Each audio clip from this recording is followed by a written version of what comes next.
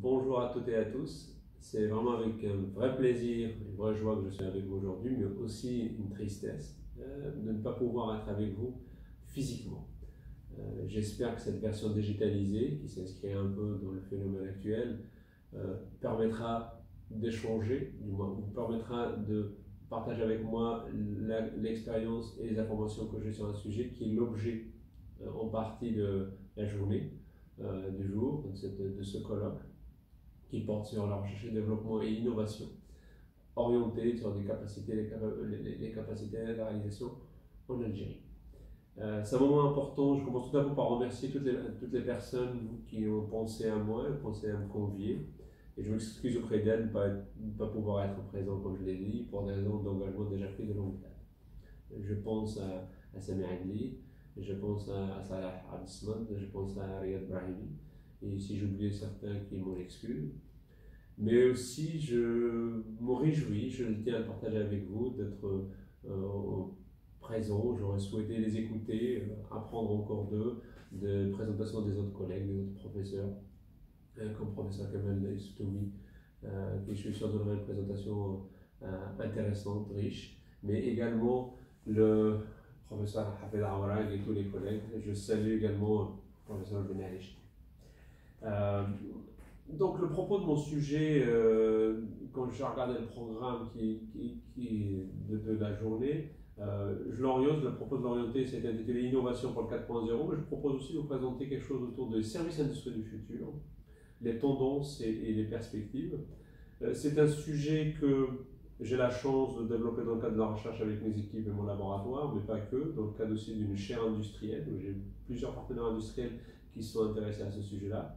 Mais aussi, d'où l'intérêt de cette slide, des échanges, des enrichissements à travers des collaborations, à travers des présentations et des séminaires, un peu partout dans le monde, en France, en Espagne, au Mexique et bientôt. Mais aussi en Algérie, à plusieurs reprises. Ce n'est pas la première fois que j'aborde ce sujet-là, je l'ai abordé de différentes manières. Aujourd'hui, je l'aborde, comme c'est mentionné ici, orienté par rapport aux échanges qu'on pourrait avoir, même par la suite. Le seul outline ou l'agenda de ma présentation en 6 points. D'abord, les tendances et les concepts clés de cette notion du 4.0 ou de l'industrie du futur. Son implémentation et cette notion de digitalité et la digital maturité et la roadmap associée.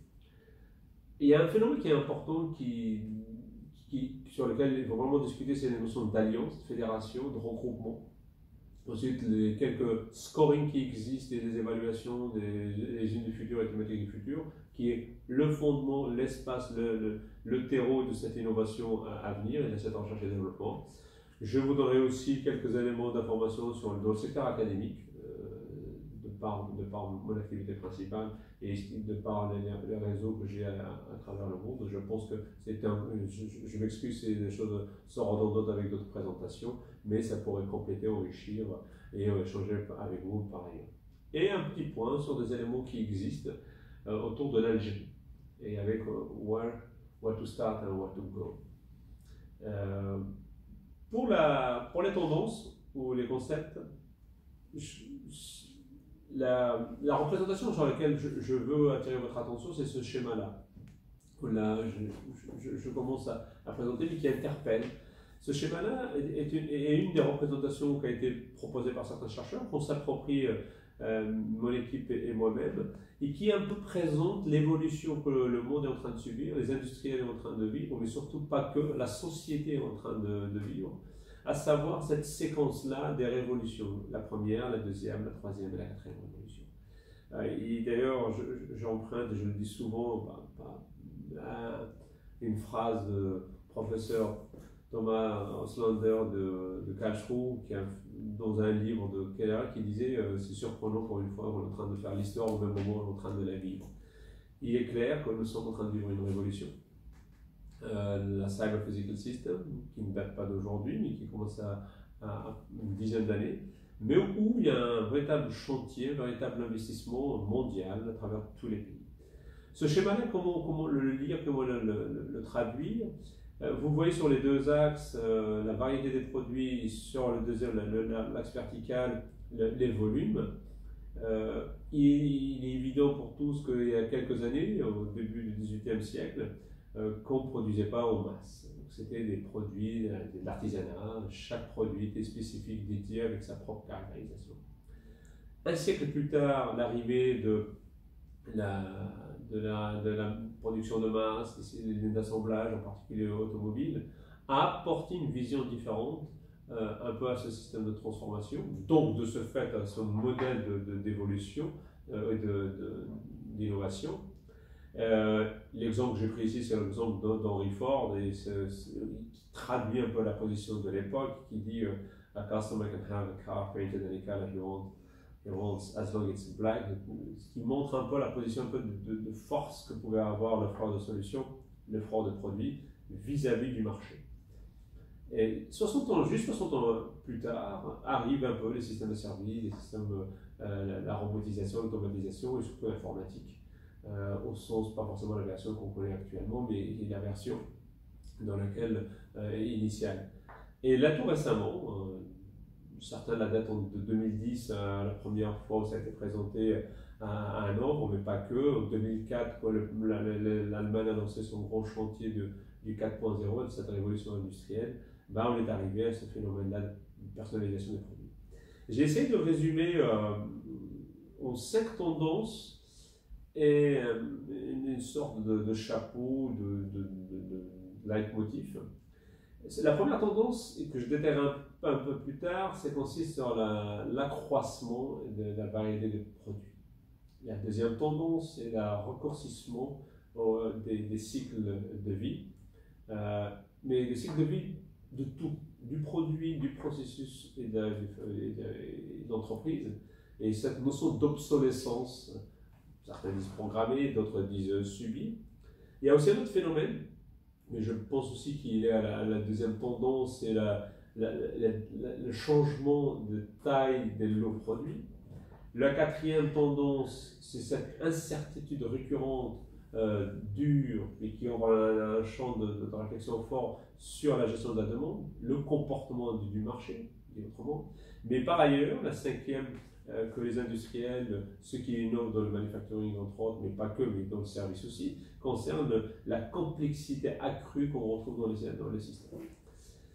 J'ajoute à cela le Streamline Networks, l'amélioration et Improve Information Flow and Data Availability, c'est un vrai sujet du monde. C'est-à-dire, il faut avoir accès à la donnée, il faut avoir accès à la donnée, à améliorer l'information qu'on peut y avoir, mais surtout aussi améliorer, pousser les systèmes de réseau et de travail. Si je devais revenir sur ces 5 tendances de manière un peu plus précise, autant que le temps de mon intervention le permet, voici un exemple qui a été proposé il y a quelques années par Thorsten Frank, qui montre par exemple sur un exemple la voiture Audi et sur le nombre de modèles qu'on avait en 1980.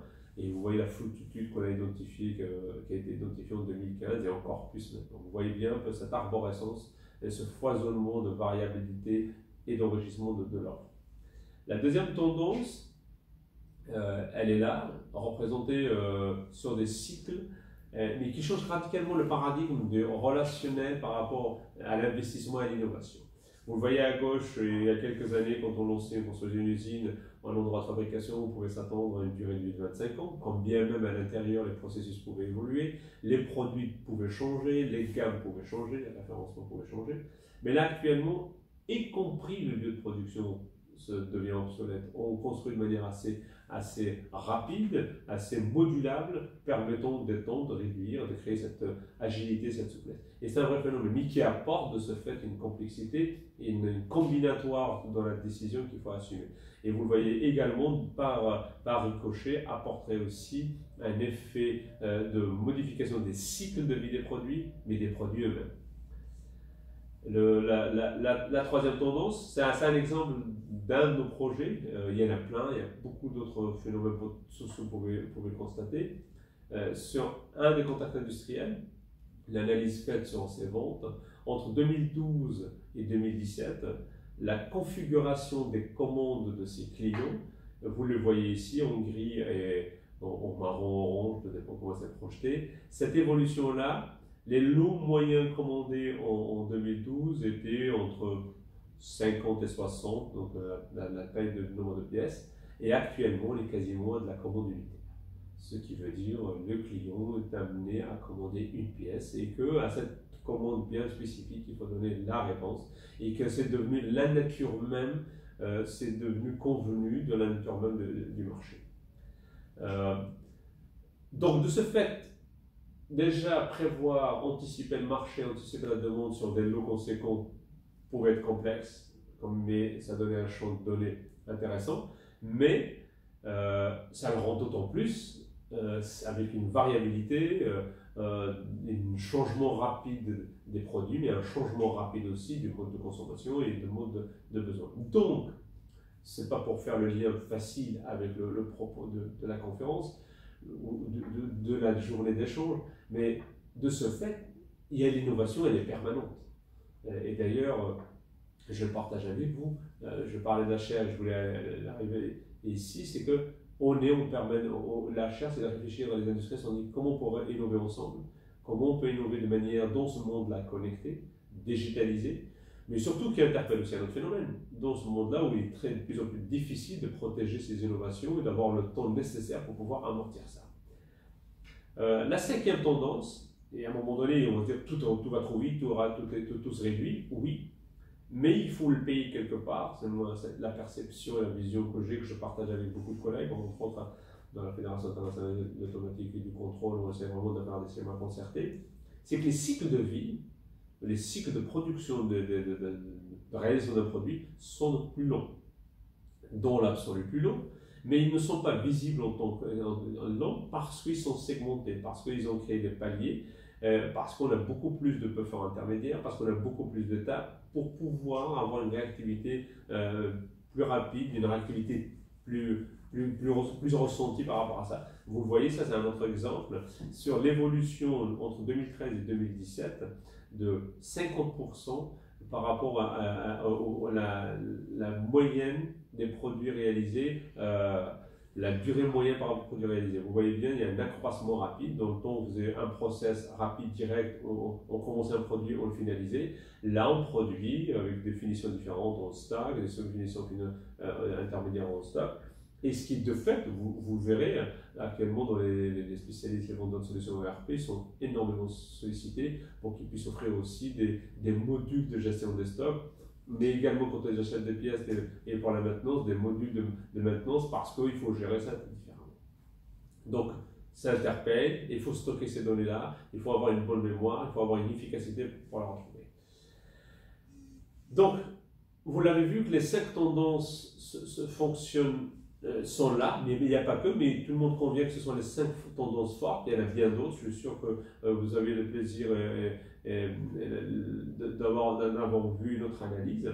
Actuellement, ce qui se passe également, c'est de se dire, est-ce qu'il est possible dans cette évolution-là, dans ce monde-là qui est en pleine mutation, en pleine transition, d'avoir un standard, d'avoir une référence? Il y en a plusieurs, il y a quelques-uns qui sont en train de se mettre en place. Là, je vous présente simplement un seul, celui de la plateforme 4.0 allemande, leur modèle de référencement RAMI, qui a essayé et qui propose et qui est en train de se matérialiser sur le cycle global du type de produit, que ce soit développé ou la phase de maintenance, la production ou la maintenance. Si on devait le regarder de ce côté-là, mais de côté entre le produit et le monde connecté, le marché global, donc de l'espace global, de l'entreprise, des centres de production, des stations, ainsi de suite.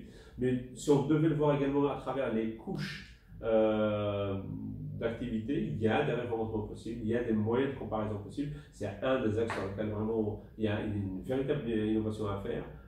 Et c'est d'autant plus vrai que personnellement, je pense, et en échangeant avec les collègues, ce sont même les Japonais, qui essaient d'adapter ce modèle-là de 4.0 chez eux par rapport à leurs besoins, qu'il est indispensable de le faire à l'ancrage du territoire. Et là, c'est cette croyance-là en France, parce qu'on a, j'en parlerai juste après, un réseau LSIQ local, mais aussi régional et français. Mais je pense que l'Algérie serait la bienvenue dans cette évolution, dans cette mise en place, d'avoir ses propres standards, en s'inspirant de ce qui se passe par ailleurs. J'irai très vite parce que je voulais surtout qu'on ressente la tendance qu'on ressent en Algérie, qu'on pouvait ressentir les industriels présents, les académiques, et à ce moment-là, mais il y a des piliers. Est-ce que c'est les seuls? Je ne sais pas.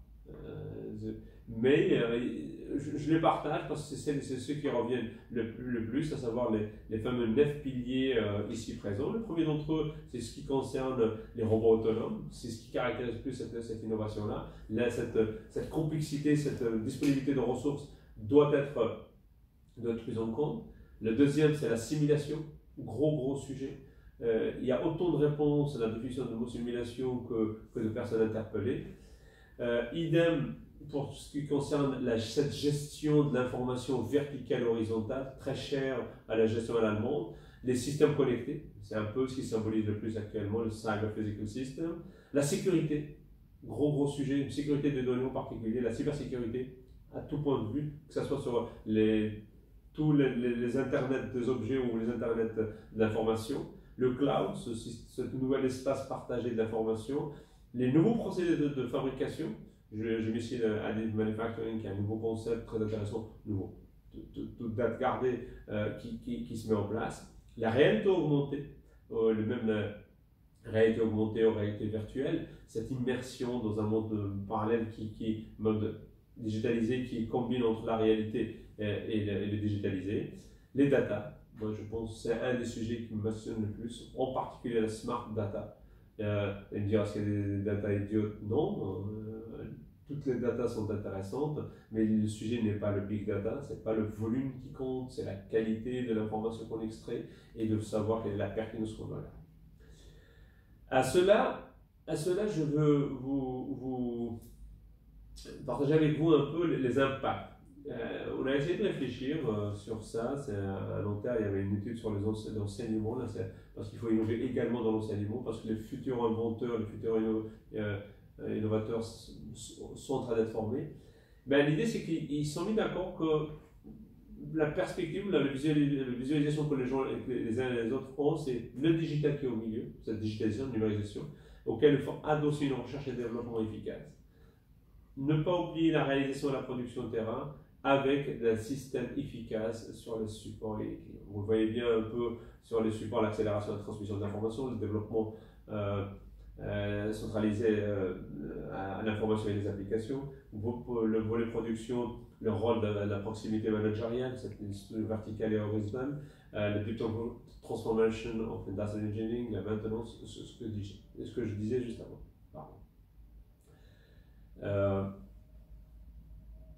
À cela, j'ajoute qu'il y a des évolutions qui sont là, sur lesquelles il faut les anticiper. Je n'ai pas la référence et je n'ai pas le chiffre exact, donc je ne m'amuserai pas à le faire par rapport à ça, mais énormément de métiers du futur n'existent pas encore. Mais certaines peuvent être envisagées, parce qu'il y a un exemple, le robot coordinateur, la IoT Solution Architect, les Industrial Data Scientists, ce sont des métiers d'avenir. On parle beaucoup, mais il faut être précis par rapport à ce sujet-là et de savoir exactement ce qu'on souhaite y faire. Là, sur la digitalisation, ça va aller un peu plus vite sur ça, parce que là, c'est un exemple que je vous propose d'une innovation ou d'une démarche sur laquelle il faut vraiment travailler, à savoir, première chose avant de chercher à innover, c'est de savoir dans quel état nous sommes et développé ses propres indicateurs de performance au niveau de digitalisation. À savoir identifier les capabilities existantes, faire une analyse de la digitalisation et l'attitude, et surtout de réfléchir à la feuille de route par rapport à ça.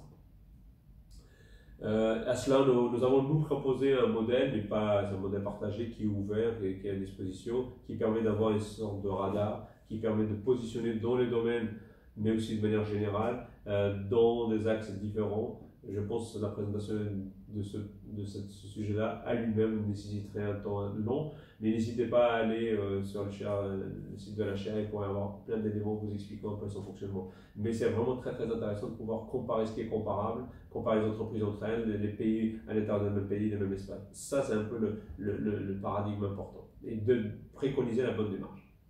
Pour revenir un peu sur le leitmotiv de mon fameux slide précédent, du début, auxquels les alliances sont importantes. C'est-à-dire avoir des espaces virtuels, physiques d'échange sont importants. Et ces moments-là, type conférence, sont importants. Je donne un exemple, ça vaut que pour l'exemple.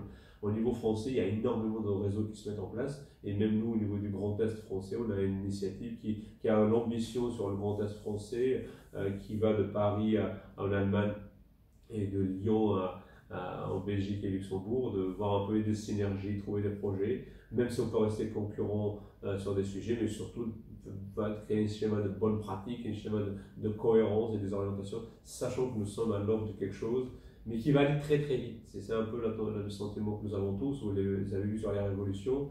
À quelle date on va avoir la 5e révolution? On ne sait pas, mais on pense qu'elle sera très prochaine. À l'international, ça va sans le dire que c'est très riche, très divers. Les Allemands sont présents en force. Ils ont vraiment une avance assez conséquente, mais ils sont même diversifiés par rapport à la typologie des produits, des domaines. La France aussi, sa propre alliance. Il y a aussi actuellement, toute récente, date de 2019, une Open Industry 4.0 Alliance qui est mondiale, qui a cet objet-là de pouvoir partager des expériences. Et je vous renvoie qui a été créé en 2019, comme je disais, annoncé à Hanovre, et qui renvoie un peu avec une forte présence d'industriels, mais aussi qui interpelle derrière des fraunhofers, qui appelle derrière des académies, des universités, pour pouvoir un peu adresser ce graphique que vous avez à gauche, qui traite un peu de le cloud et le shop floor, entre le virtuel et le réel, et voir un peu les différentes séquences et comment pouvoir les traiter. Il faut savoir qu'il existe beaucoup de scores, beaucoup de systèmes d'évaluation. Une précédente édition, on parlait un peu d'Algérie, on parlait un peu est-ce que l'Algérie c'est dans quelle position. J'ai pris ça à titre d'exemple, ça vaut pour l'exemple également. C'est que combien même j'ai été interpellé, j'ai essayé de discuter, d'échanger avec des collègues algériens en disant non, on ne sait pas, on n'a pas l'information. Ben, finalement, on arrive par recoupement à trouver des informations par ailleurs, et il y a même des classements. Et vous voyez bien sur une échelle qui est présentée ici entre 0 et 2,25, sur le score par pays, l'Algérie a un certain scoring, et sur lequel un travail doit être encore fait. Je vais terminer rapidement sur la partie beaucoup d'efforts de fait au niveau académique. L'événement est réalisé au niveau universitaire, au niveau de Vamezoir. Je pense qu'une cartographie globale au niveau algérien, ce serait un plus, permettant d'avoir une visibilité, une lisibilité claire sur les efforts. Il y en a certainement des choses faites. Je crois des industriels, des universitaires, des choses ont été faites et sur lesquelles simplement il faut les mettre en lumière et pouvoir en parler. Là, c'est un exemple sur la France. Vous voyez bien qu'il y a des choses qui sont faites, mais la densité n'est pas énorme, mais c'est en cours de mise en place. Je termine avec cette représentation qui a été faite en 2018. C'est un classement assez ancien. J'ai tendance à être positif en disant oui, l'Algérie est classée, donc ce qui nous permet de dire qu'il y a de l'espoir, il y a des choses à faire, il y a une très belle perspective. Attention les classements voilà, ne vaut pas vérité absolue, ça dépend des critères, ça dépend qui est en train de faire ça. C'est ce qu'il faut retenir. Vous l'avez vu, le scoring qui a été plus récent en 2019, celui-ci est un peu plus ancien, qui a été fait par Tufts University en 2017, et qui montre aussi qu'il y a des choses faites, mais il faut voir maintenant dans quelle orientation il faut positionner cette innovation-là par rapport à l'Algérie. Sur certains éléments. Voici une synthèse sur laquelle, pour l'Algérie, c'est assurer la compétitivité du système industriel et des compagnies. Et il faut moderniser leur système de management, avec en intégrant beaucoup plus de software, le système de gestion par les ERP, par la pyramide SIM d'information est un élément nécessaire qu'il faut faire. Mais ceci, ça commence par des éléments de base. Il faut aller vers l'Internet des choses, il faut aller à du 4.0 et identifier les tendances, comme on est en train de dire, le blockchain, le quantum computing qui est en train d'être mis en place, mais aussi aller sur des éléments basiques, ne serait-ce que typiquement sur des sites web efficaces avec des partages d'informations. Mais je sais que ça se fait de plus en plus.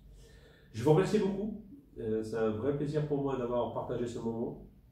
Je termine en citant 3 de mes collègues qui travaillent avec moi ou avec qui on collabore, qui ont contribué fortement autant aux recherches mais aussi à cette présentation-là. aussi un peu les adresses mail, mon adresse mail si vous avez des questions. Malheureusement, je ne peux pas y répondre de par la nature de ma présentation. Donc je remercie Oussama, Jonathan et Taha d'avoir contribué par-ci par ça. Merci à vous.